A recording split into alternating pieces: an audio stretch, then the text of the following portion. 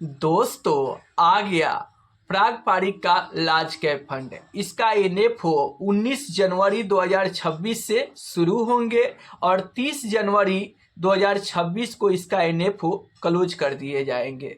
इस फंड का अलॉटमेंट 6 फरवरी को होंगे और 6 फरवरी से ये फंड ओपन हो जाएंगे। उसके बाद आप इस फंड में लगातार खरीदारी कर सकते हैं। इस एनएफओ के दौरान इस फंड का जो एनएवी रहेगा वो 10 रुपये से दिए जाएंगे और इस फंड का जो बेंचमार्क होगा वो निफ्टी 100 इंडेक्स होगा। मतलब इस फंड में जो भी पैसा इन्वेस्टेड होगा, फंड मैनेजर उस पैसे को इंडिया के टॉप कंपनी में, इंडिया के 100 टॉप कंपनी में इन्वेस्ट करेंगे।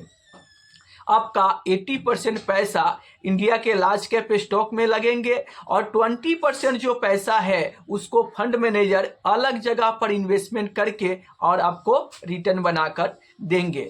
तो मैं आपको बता दूं कि पारंपरिक म्यूचुअल फंड का अब तक 2 ही फंड लॉन्च हुआ था। एक यहाँ पर पारंपरिक फ्लेक्सी कैप फंड जो इंडिया के टॉप लिस्ट में इसका नाम आता है।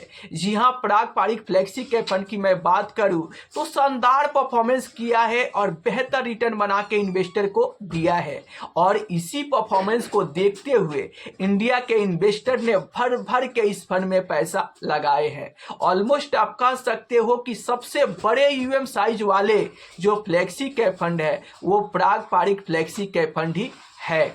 और दूसरा जो इसका फंड लॉन्च हुआ था वो पारंपरिक टेक सेवर फंड था। ये फंड 2 ही फंड पहले से चल रहे थे और पारंपरिक म्यूचुअल फंड ने ये तीसरा फंड का एनएफओ लेकर आया है जिस फंड का नाम है पारंपरिक लार्ज कैप फंड।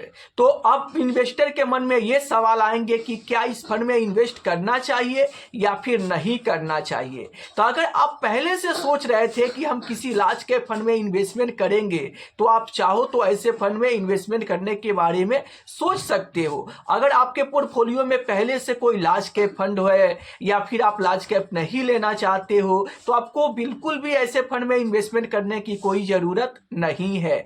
अगर आप पहले से अपने गोल के हिसाब से एक पोर्टफोलियो बनाकर इन्वेस्टमेंट कर रहे हो तो आपको उसी फंड में कंटिन्यू करना चाहिए। अगर आपको लगता है कि मेरे पोर्टफोलियो में एक लार्ज कैप का रिक्वायरमेंट है तो आप ऐसे फंड में इन्वेस्टमेंट करने के बारे में सोच सकते हो। देखो, ये कोई पेड प्रमोशन नहीं है, कोई रिक्वायरमेंट नहीं है कि आपको पारंपरिक लार्ज कैप फंड में इन्वेस्टमेंट करना ही होगा। इस वीडियो को आप एजुकेशनल पर्पस के लिए लीजिए और अपने रिसर्च से ही आप किसी फंड में इन्वेस्टमेंट करें तो इससे आप फायदे में रहोगे। तो अगर वीडियो अच्छा लगा है तो वीडियो को लाइक कर दीजिए, चैनल को सब्सक्राइब कर दीजिए। फिर मिलते हैं हम अगले वीडियो में, तब तक के लिए जय हिंद, जय भारत।